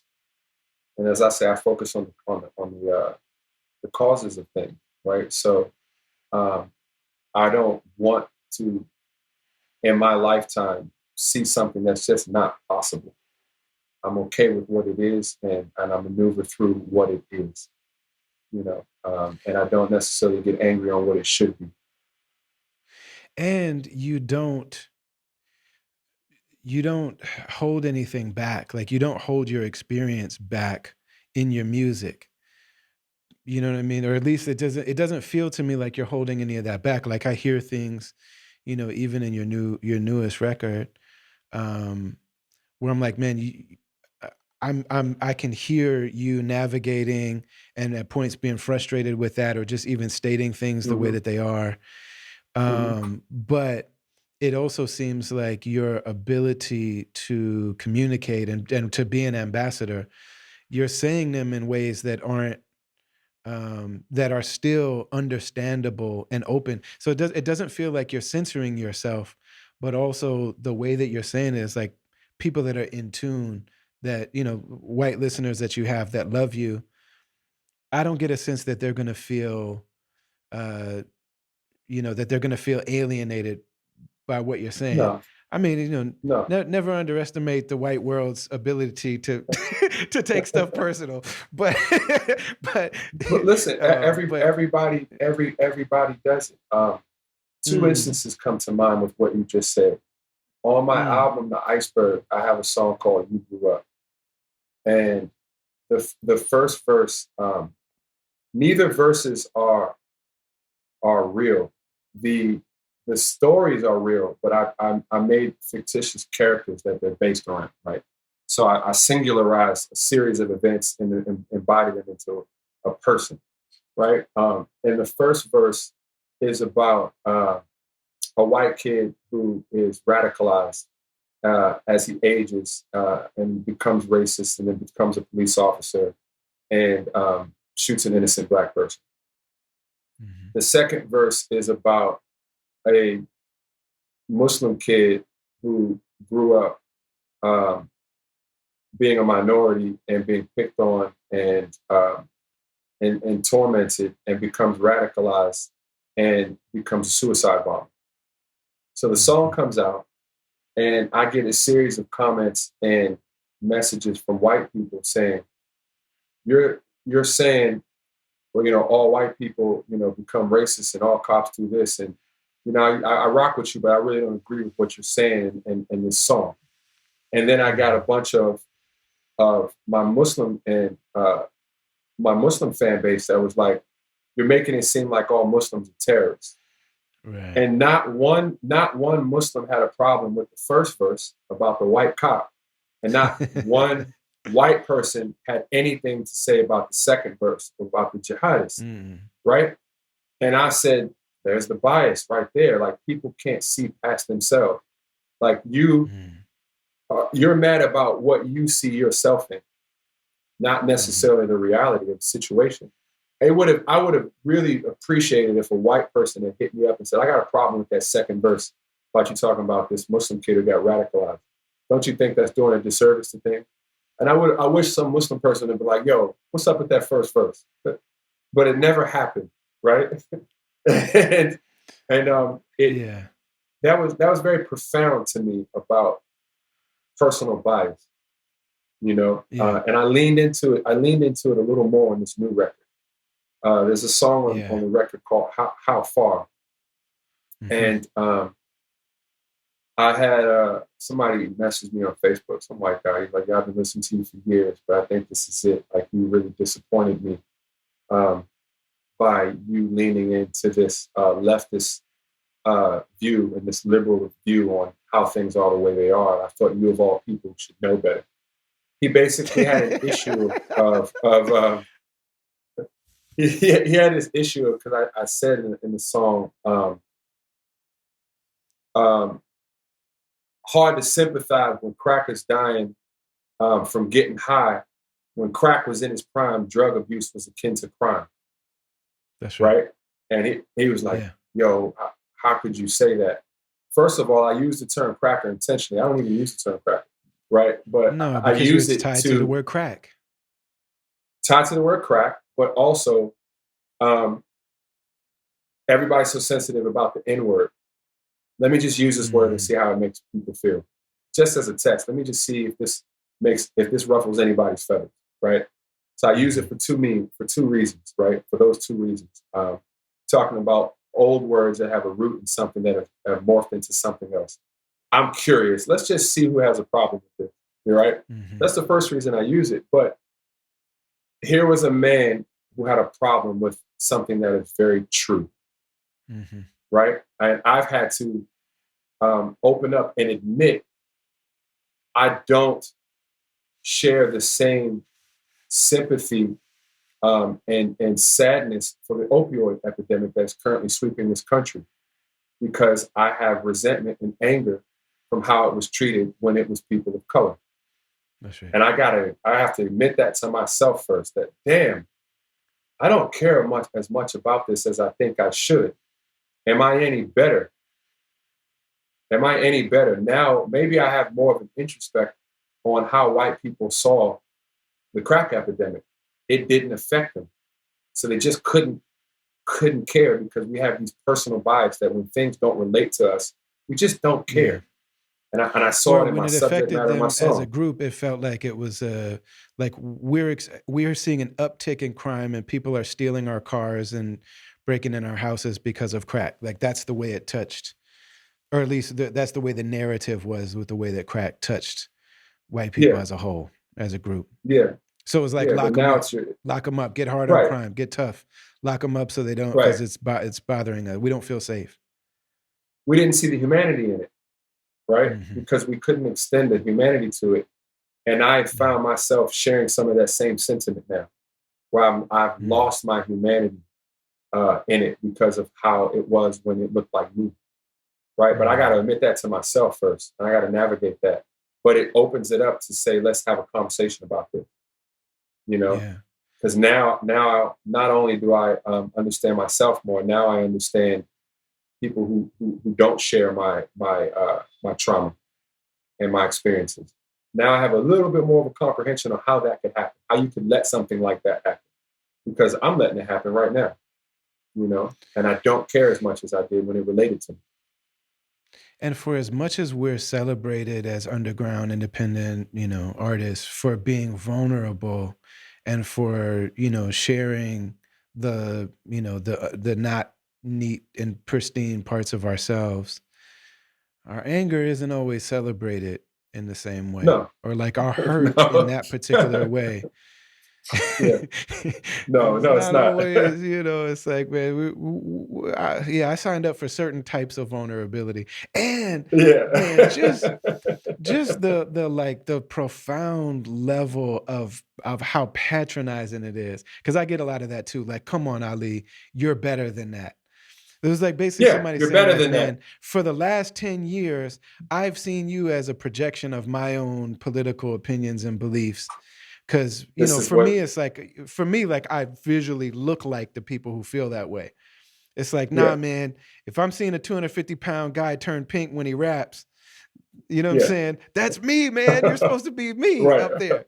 And right, then right, you have right. a view of me or a view of something that, it's like, man, I'm disappointed. You're better Yeah. than this. It's the personal It's bias. just That's like, that's exactly that was my example with the song. That was eye opening for me. Is the personal mm, bias that goes into it. It's just amazing, jaw dropping. yeah. But we have this ability as creatives to step outside of ourselves and see different perspectives that the listener may or may not possess. And I don't hold that against them. Yeah. I am not on a crusade to start pointing fingers at everybody and going on rants on Twitter, attacking everyone who says they're disappointed in me, because it is what it is. I can't change their bias. Their life created their bias. I have my own that I'm probably not even aware of. You know, Hmm. and it's not going to change because someone says they're disappointed in me. You know, Yeah, and you're not arguing with that person, you're arguing with their experiences and their emotional, like, that's one of the things that I love so much right? about the Islamic tradition of just seeing, like, what is a human being?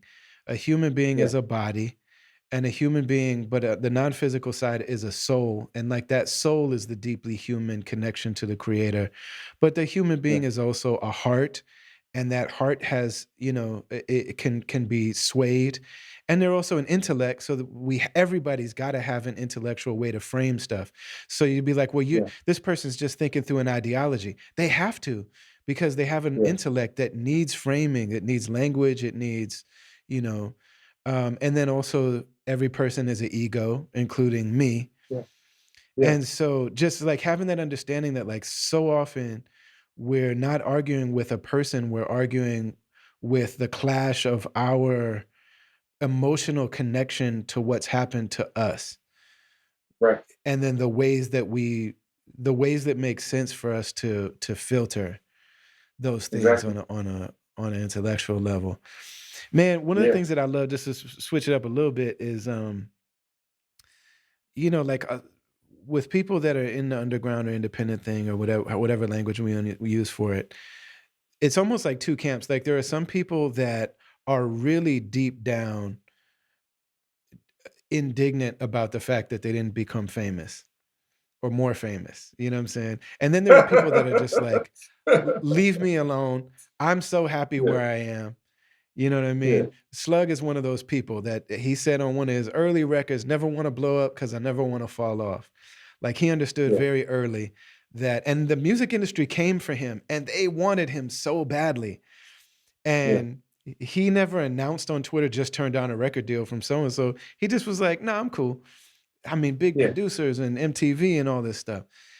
Yeah. And you've always struck me as a person that is very comfortable being exactly where you are. And I can't remember if Yeah. it was Yeah. Yeah. Rosenberg or somebody let out of the bag that there have been a number of people that have asked you for beats. Like I heard a story about someone in Kanye's camp when he was making Beautiful Dark Twisted Fantasy asked you for No, I think tracks. it was graduation. Plain Pat, one of his A&Rs back then. You probably heard of or know Plain Pat. Uh-huh. Yeah, yeah, those. But you were on tour But and you're just like, I'm making an album. I'm I making my was own album right now. yeah, I was. I wish I could have submitted to those things, but I didn't have the bandwidth. You know, it was unfortunate. I was grinding. I was touring so much that I just didn't have it. And I wish I was the type of producer that made like a rack of beats, but I usually only make production per record. You know, and I rarely will complete something unless I'm going to use it, right? So when they were like, "Yo, send us something," I was like, "Oh my god, I don't have anything." You know, I I would have probably done all those things different. I should have canceled the tour, went home, cooked up, you know, but I didn't, you know. But I'm okay with that. Is the point? You know, everybody has circumstances that make them who they are. You know, Mm, my mother's circumstances, my father's became mine. You know, so um, there's a part of my life where, for heat, there's a kerosene heater. You know, in a room, and I slept in a cot. And there's parts of my life where, for 3 months of the year, I'm in Sudan, and there's a hole in the ground, and that's where we use the bathroom, and the electricity is cut for days, right? And there's a part of my life that I grew up in a 5-bedroom house with 2 acres of land, you know, and all of those are my realities. And I saw work was what made it all happen, and I mm, cherished and valued the work, and I'm comfortable in a series of circumstances and appreciative of anything that I get.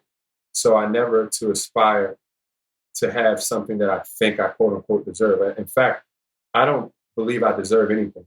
I don't think any human being deserves anything, you know. So I'm happy with what I have, you know, because I know that the life I have right now is of a quality of life that most people in the world don't have. So who am I to want more? You know, I've grown up with seeing people with a whole lot less. And I'm not even going to romanticize poverty and say, I've seen people with a whole lot less and they were so much more happier. No, I've just seen people with a whole lot less, you know, and it's made me very appreciative of what I have. And it is constantly humbled me, you know.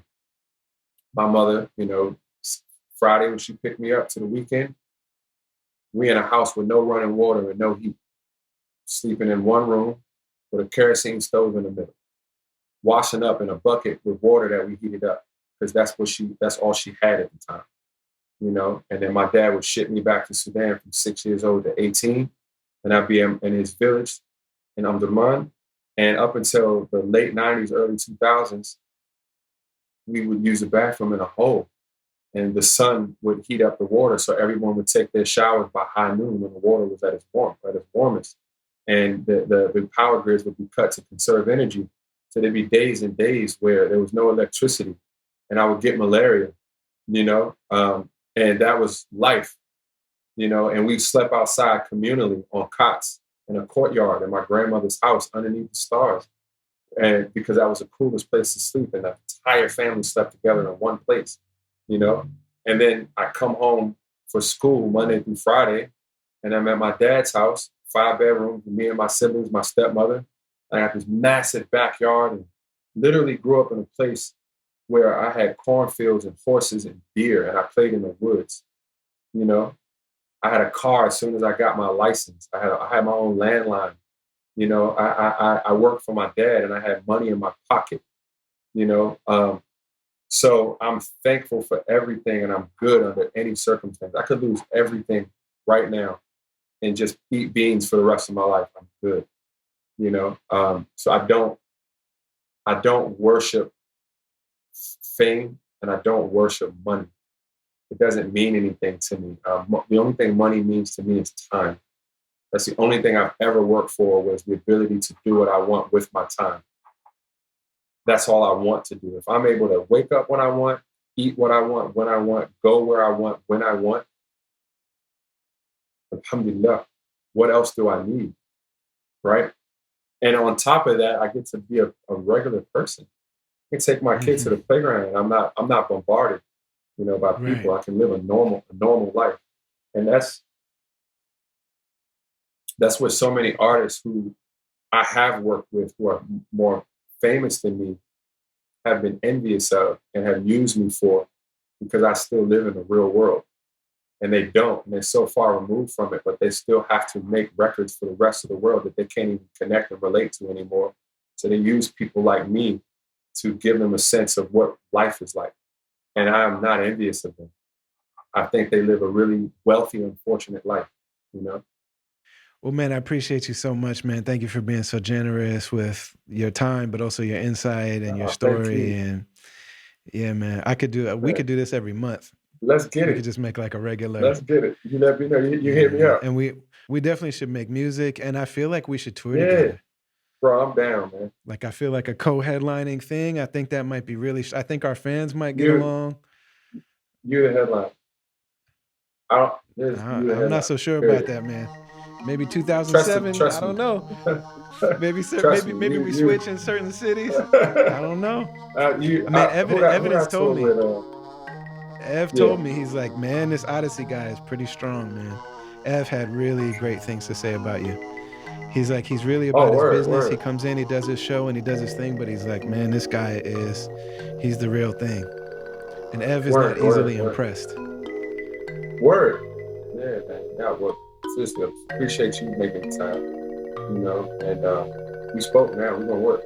Yeah, Yeah. that's it. That's it. We're gonna work. Yeah, that's for sure.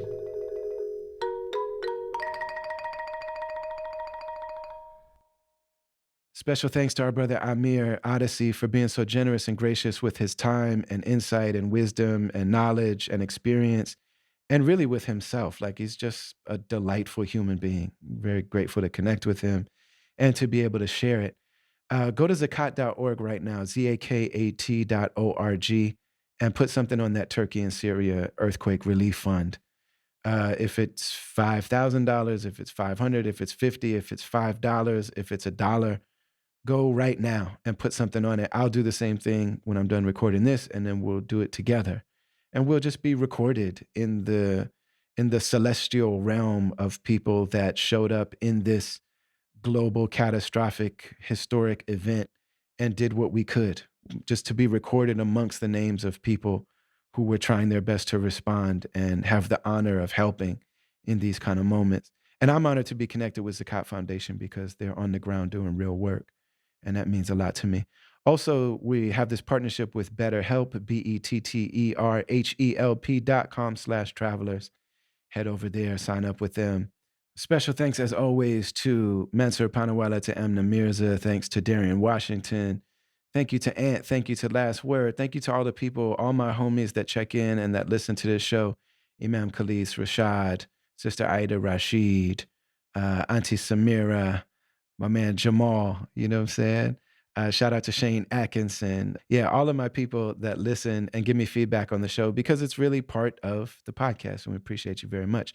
Travelers Podcast is produced by Brendan Kelly, aka BK1, and it is a production of Travelers Media. Much love to you all. Assalamu alaikum wa rahmatullahi wa barakatuh.